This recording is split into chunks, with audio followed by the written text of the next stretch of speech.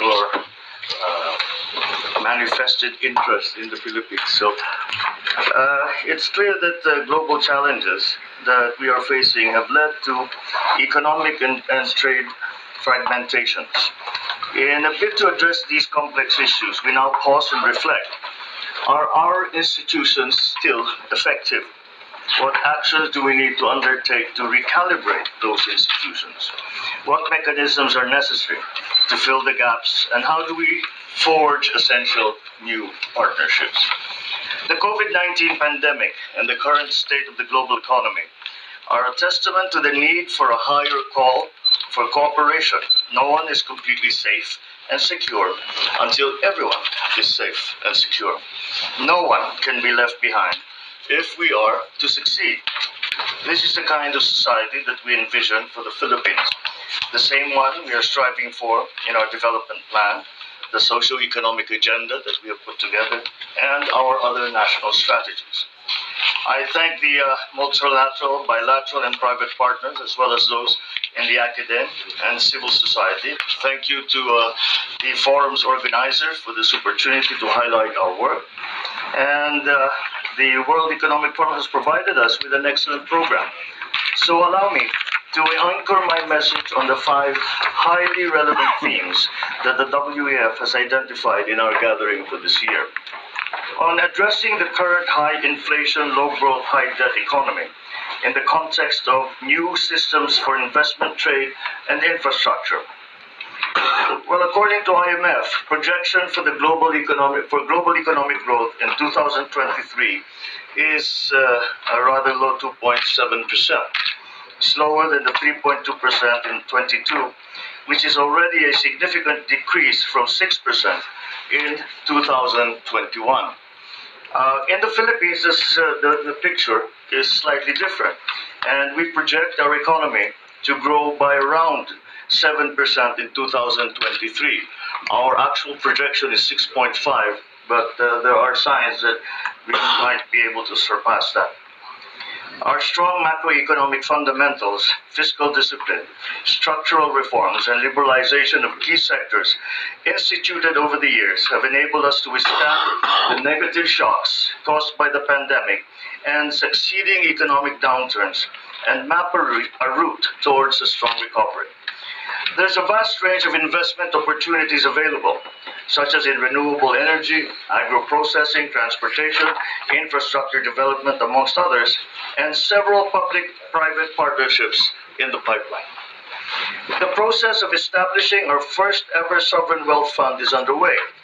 Such a fund is one tool among many in our efforts to diversify our financial portfolio, which includes our existing institutions pursuing investment that will generate stable returns, but also welfare effects spanning employment creation, improvement of public service, and a decrease in costs of economic activities.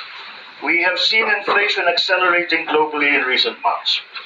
We have deployed a number of non-monetary issues to address high inflation, focused on a temporary relaxation of imports concerning various meats and grains. The government has intensified its measures to help improve local food production and help the agricultural sector to strengthen and quickly recover from the deterioration of the agricultural value chain. The government will pursue modernization and innovation programs, the development of new farming and fishing technologies, adoption of climate and disaster resilient technologies for the enhancement of the agricultural value chain system. We also need to ensure that sufficient welfare measures are in place to cushion the impact of elevated inflationary pressures, especially towards the most affected and vulnerable sectors in our society. As we convene here in Davos, efforts are likewise focused on strengthening the country's engagement with trading partners and promoting the use of the country's network of FTAs to maximize opportunities.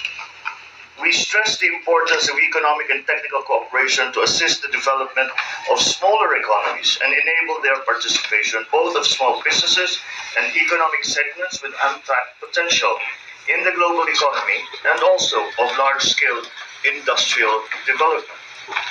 On addressing the current energy and food crises, in the context of a new system for energy, climate, and nature. Our development plan puts together coherent strategic measures to hasten economic and social recovery towards inclusive and resilient development. On addressing the current industry headwinds in the context of a new system for harnessing frontier technologies for private sector innovation and resilience. Amendments to the Foreign Investments Act provide flexibility and transparency and liberalize the practice of professions, making it easier for foreign investors that require foreign talent to do business in the country.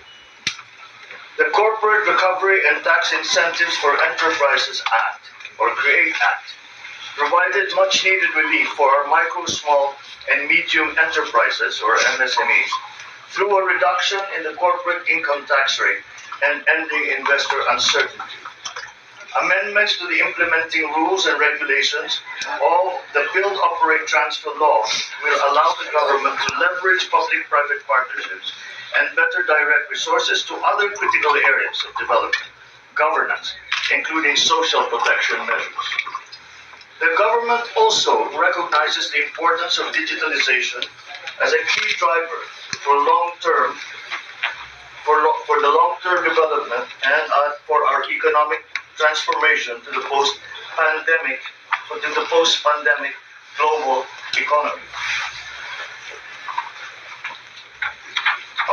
Finally, on addressing the current social vulnerabilities in the context of a new system for work skills and care of MSMEs is the central theme of this administration's digitalization efforts.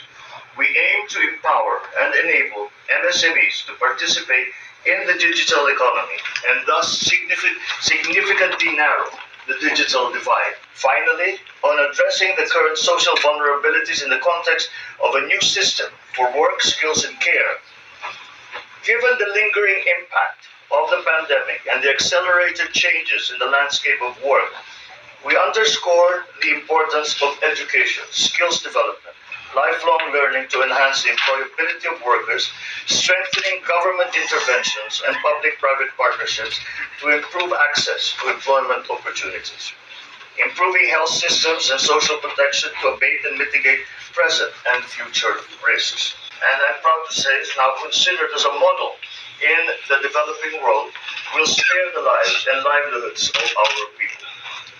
Friends, ladies and gentlemen, it has been my privilege to provide you with an overview of the state of our economy and the myriad opportunities awaiting to be unlocked.